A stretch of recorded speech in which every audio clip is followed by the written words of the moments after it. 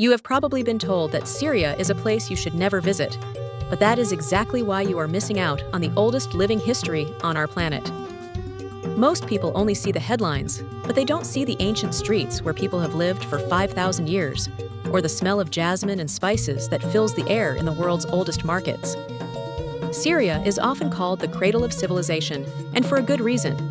This is the place where the first alphabet was written, where some of the world's first empires rose and fell, and where people still speak the language that Jesus spoke. Today, we are going to look at 20 incredible things you can do in Syria right now. From walking through massive crusader castles to eating the best ice cream you will ever have in your life.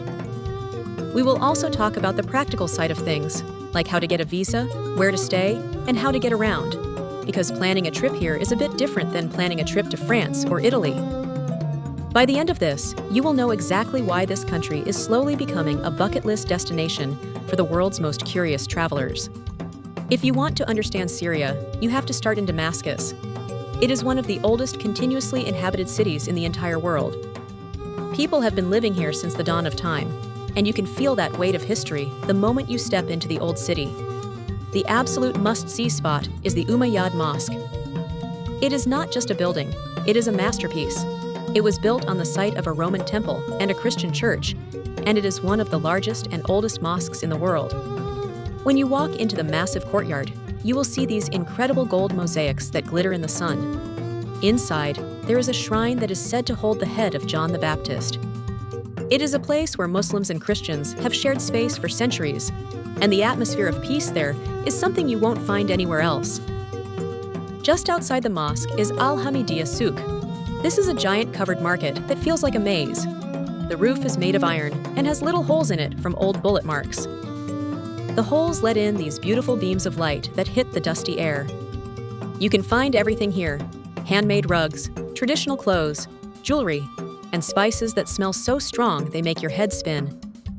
While you are wandering around, you have to stop at Bakdash. This is the most famous ice cream shop in the Middle East. They make a special kind of stretchy ice cream called bouza that they pound with big wooden mallets right in front of you. It is covered in pistachios and tastes like nothing else in the world. While you are in the old city, make sure to visit the Azam Palace. It was built in the 18th century for an Ottoman governor, and it is a perfect example of how the wealthy lived back then. The courtyards are full of orange trees and fountains, and the walls are decorated with beautiful, alternating layers of black and white stone. It is a quiet escape from the busy streets outside. After that, head to the National Museum of Damascus. Even if you aren't a big museum person, this one is special. It has artifacts from every single era of human history. They even reconstructed the entire front entrance of an ancient desert palace right into the building. To finish your Damascus tour, walk through the old city gates like Bab Sharki and Bab Tuma. These gates have stood for thousands of years, and walking through them feels like stepping back into the time of the Roman Empire. Once you leave the capital, the landscape opens up into some of the most impressive ruins on Earth. First on the list has to be Palmyra. Known as the Pearl of the Desert, Palmyra was a massive city that connected the Roman Empire with India and China. Standing in front of the Temple of Bel is a powerful experience.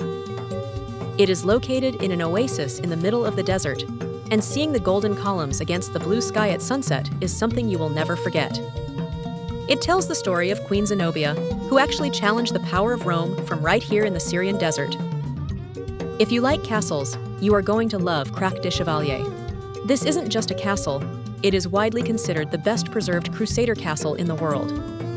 It sits high on a hill overlooking the border with Lebanon. You can spend hours exploring the secret tunnels, the massive kitchens, and the huge walls that were built to withstand siege.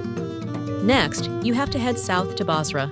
Most people think of Rome when they think of ancient theaters, but the Roman theater at Basra is actually better preserved than almost anything in Italy. What makes it unique is that it is built out of black basalt stone. You can sit on the stone benches where people sat 2,000 years ago and imagine the plays that happened there. If you go further north toward the coast, you will find Ugarit, also known as Ras Shamra. This is where archaeologists found the world's very first alphabet. Finally, you should check out the Dead Cities. These are a group of about 700 abandoned Byzantine settlements in the north that are perfectly preserved stone villages. Syria is a place where different religions have lived side by side for a very long time. One of the most unique places to visit is Malula. This village is tucked into a steep mountain, and it is one of the only places on earth where people still speak Western Aramaic.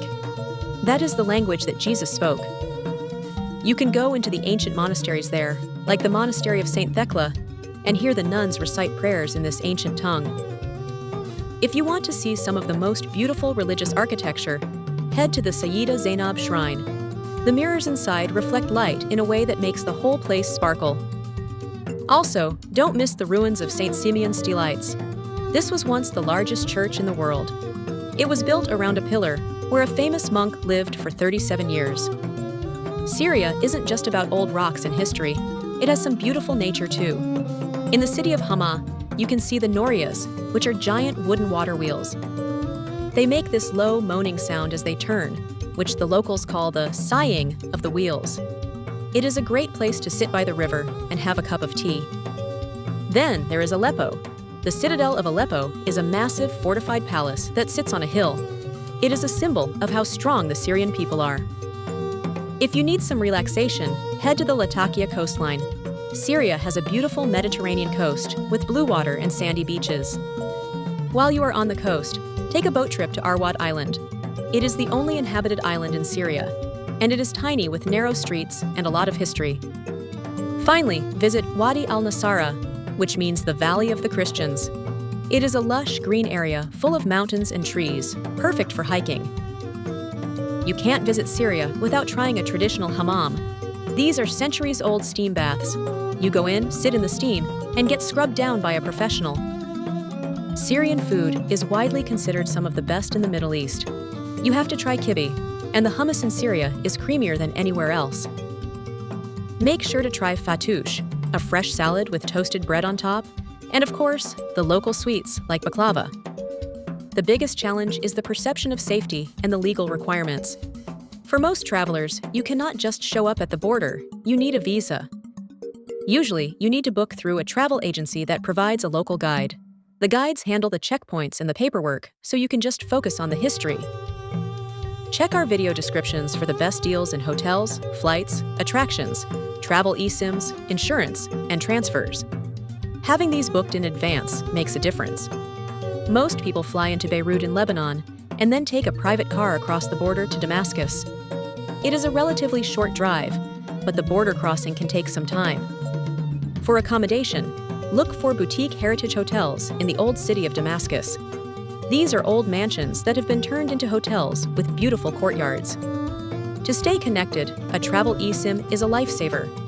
While the situation has stabilized, you still need good travel insurance that specifically covers the region.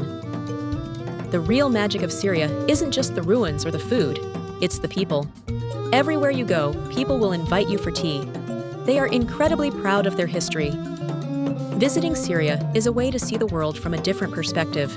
It teaches you that even in places with trouble, beauty and hospitality still survive.